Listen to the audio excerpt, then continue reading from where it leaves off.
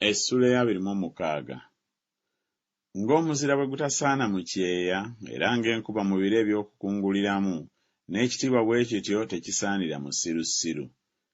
Ng'enkazaluggya mu kuwaba kwayo era ng'akataayi mu kubuuka kwako, bwe kityo n'ekikolima eky'obwereere tekigwa. Oluga lusaanira mbalaasi, olukoba lusaanira ndogoyi, n'omuggo gusaanira mabega g'abasirusiru. Toddangamu musirusiru ng'obusirusiru bwe bwe buli, era naawe olemenga okumufaanana. Oddangamu musirusiru ng'obusirusiru bwe bwe buli, alemenga okuba ow'amagezi mu kulowooza kwe ye.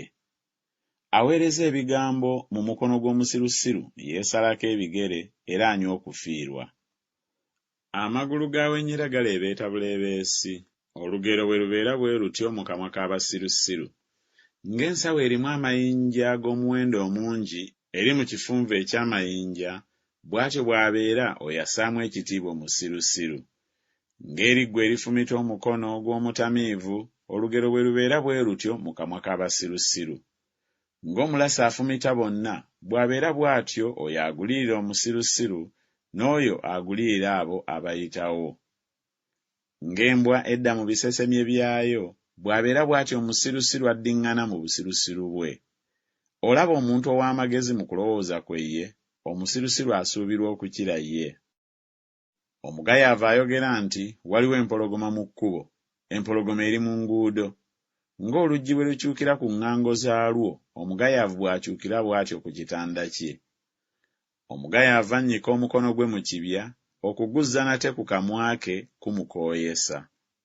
Omugayaavu alina amagezi mu kulowooza kwe ye, okukira abantu omusanvu abayinza okuleeta ensonga.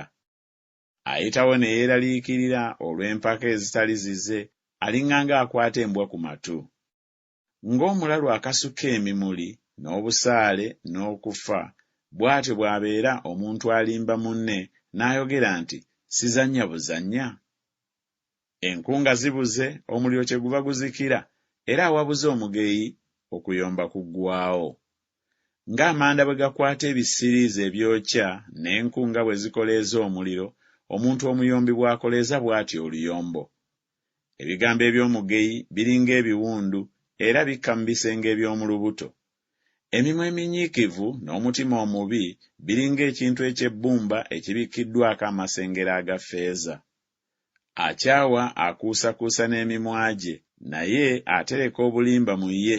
Bw'ayogera ng'eky'okwegonza tomukkirizanga, kubanga mu mutima gwe mulimu eby'emizizo 7. Okukyawa kwe newaakubadde nga kwebikkako obukuusa, obubi bwe bulyolesebwa mu lwatu mu maaso g'ekibiina. Buli asima obunnya aligwa omwo, n'oyo ayiringisa ejjinja liridda ku ye. Olulimi olulimba lukyawa abo be lwafumita, n'akamwa akanyumiriza kaleeta okuzikirira.